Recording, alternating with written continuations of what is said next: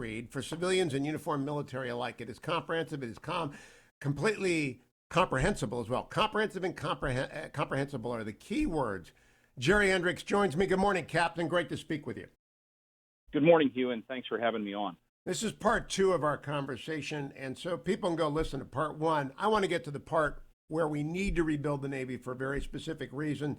On page 60, you point out in the last dozen years, China signaled and then followed through on a comprehensive plan to establish a blue water Navy. And you cite none other than the great Andrew Marshall flagging that decision to the 2008 deployment of the People's Liberation Army Navy to the Gulf of Aden. Why did that matter to the genius that was Andrew Marshall?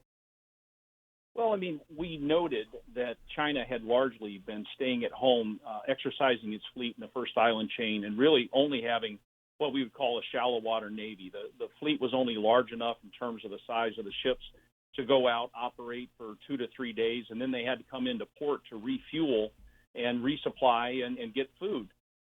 In 2008, the Chinese Navy began to push out to join Task Force 155, which is a multinational task force to combat piracy.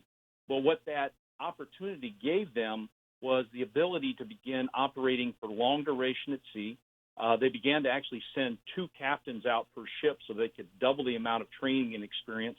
They began to do things like underway refueling and underway replenishment at sea, which are aspects and characteristics of a blue water Navy. So that international action, counter piracy, actually gave China the ability to grow as a Navy, and also gave them the chance to gain experience and improve their ship design, which they've done consistently since 2008. And by the way, they've continued to maintain a presence in that task force, gaining experience and beginning to interact with other navies around the world, learning from them. And they've really demonstrably improved as a blue water Navy since then. One of the great virtues of To Provide and Maintain a Navy, Captain Hendrix's new book, and I will repeat the title 7 times: To Provide and Maintain a Navy. To Provide and Maintain a Navy. I'm going to do it over and over again so you go out and get To Provide and Maintain a Navy. Is that it discusses the key, which is preventing war is as important as winning war. And in this era, preventing a war, Captain Hendrix, depends upon the American fleet being of adequate size and deployed. Yeah, it's important to understand that the last 70 years of peace at sea is really a historical aberration. And I show in the book essentially the number of battles and major wars that occur at sea through the 17th, 18th, 19th, and through the early 20th century. But then comes 1945 and the end of World War II, and then boom, we've essentially had 70 years of peace at sea, and it's become so peaceful that it's assumed. Everyone just thinks that we're going to get up in the morning, the seas will be peaceful, we'll be able to move merchandise and trade across the oceans unencumbered. No one's going to come and steal your stuff off from ships. And this has allowed everyone to make these massive investments in ships and container ships and oil tankers that are increasingly large in size and also increasingly vulnerable. But one of the things I point out in the book, and I tie this together, this 70 years has been a period of unparalleled economic expansion. We've seen the growth of the world economy. We've seen the increase in individual life expectancies across the world. We've seen the rise of literacy across the world. And it's all tied to this period of economic expansion, which is directly tied to this period of a peaceful sea. But that's kind of coming to an end, and we began to see this tipping point as piracy has begun to come, and we've begun to see contestment of the concept of the free sea, as both China and Russia have sought to establish territorial claims over larger portions of the waters near their coasts. And this has largely come on. Why? Because the U.S. Navy has shrank. That 70 years of peace was because the U.S. Navy was so large and was so capable that no one was going to challenge us at sea. But when we allowed the fleet to fall to a size of 271 ships in 2015, this created a power vacuum and essentially invited powers such as China and Russia to go ahead and challenge the United States and the West at sea, and that's to our detriment. Now, to the civilian out there, if you want to know the difference between the aircraft carrier, the cruiser, and the destroyer, this is the book for you. If you want to know the difference between an attack submarine and a boomer, To Provide and Maintain a Navy is for you. If you want to know which way Navy forces are going, to provide and maintain a Navy is for you. But I got to say, it made me sad, Captain Hendricks, because the greatest missed opportunity the last 4 years was to organize and rally support for an expansion of the American fleet. Now, that is beginning. I wish your book had existed 4 years ago. And I hope I really hope Democrats read this, because it ought to be something on which Democrats and Republicans can agree that I think you say you cannot surge trust, and there is no such thing as virtual presence. We've got to have this Navy. Yeah, it's true. Numbers, as Admiral Stavridis, my mentor, often tells us,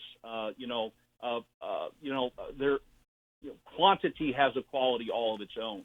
And we know that there was sort of this threshold when the Navy slipped below 300 ships, and actually when it sort of crashed through 350 on its way down. That's when the Chinese and the Russians began to lean forward. They got hungry. They anticipated the fact that the Americans were no longer going to be able to maintain the rule sets at sea. But Hugh, I'm actually as disappointed as I am that we didn't make greater gains over the last 4 years. When the Trump administration, obviously the president himself called for 350 ships in 2016 when he was running. I was disappointed we didn't get more done over the last 4 years. But I'm hopeful right now with the current makeup of the Congress. I do believe this is a bipartisan issue. You look at people like Representative Sherrill of New Jersey, who is a Naval Academy graduate, a helicopter pilot with 10 years of experience, or Representative Loria of Virginia, who is a Navy commander of 20 years experience, a surface nuclear-powered qualified officer. And then you look at others like Representative Seth Moulton, a Marine Corps veteran, or Lieutenant General Jack Bergman, who is a congressman now from Michigan's 1st District, who was a helicopter and fixed-wing pilot. We have supporters of the Navy, both on the Republican side, obviously Representative Whitman, the ranking member, people like Representative Banks and Gallagher, our friends, and even over in the Senate, Senator Mazie Hirono of Hawaii has a deep interest in the Navy, Senator Kane of Virginia, King of Maine, as well as people like Senator Perdue, Cotton, and Wicker. I think there's a chance to have a bipartisan consolidation around the importance of the Navy and growing it going forward. It's clearly in our nation's national interest, but more than that, it's in the interest of the West writ large. This is something our allies and partners recognize the importance of, because a free sea actually undergirds the very concept of individual freedom. We actually sort of got the idea of what to be free is by watching the ability of ships pass unencumbered across the sea, carrying their goods and cargo. And I am hopeful as you are. Your good friend Mark Montgomery was the executive director, Admiral Montgomery, of the Cyber Solarium that was co-chaired by Angus King and Mike Gallagher. And much of their recommendations made it into the National Defense Authorization Act. And I'm hoping that to provide and maintain a Navy is the sort of beginning point where they might come together in this year's NDAA and actually put the plan together. The payoff for a civilian is really at page 102. You describe the 2020 Navy and the 2040 Navy. And if this had been the Trump's plan from the beginning, we might be further down the road to it. And I know people will argue around the edges, but your comprehensive case is pretty doggone comprehensive, Captain Hendricks. Well, I thought it was important, and mind you, the book is only about 108 pages long, which means it's something that can be read in a weekend, and yet I think it's in-depth enough that you really get the idea both behind the philosophy of navies, why they exist, the idea of the free sea, sort of the undergirding ideas, but then I went ahead and I built in that infrastructure argument. So I described what carriers are, cruisers are, destroyers, how many you need, and why they complement each other, how they plug in into fleet design, and then I sort of culminate in my final conclusion to make this recommendation of the fleet that we need targeting at 2040, because I really think that this great power competition we're in is going to come to a crescendo in the next 15 years, and we need to get leaning forward if we want to head it off. If you want to preserve the peace, then you have to grow your Navy, and you have to grow it in such a way that you anticipate the ability to win the war if the other guy wants to jump ugly with you. And if you're going to be a civilian who doesn't want to sound stupid, you need to know what the cannonball rule is, and you have to understand what a hypersonic missile does. You have to understand how the dreadnought changed everything, and how the submarine changed everything after that, and how the aircraft carrier changed everything after that, and now how the hypersonic Cruise missile changes everything after that. And you do a good job of that, Jerry, but I want to close on something that everyone will already understand. If we get back into shipbuilding, we don't have the yards. We don't have the vocational schools that teach people how to work in the yards. And so you have a holistic approach. It's not just the ship count at the end, it's the industrial infrastructure we need to maintain it and to build it.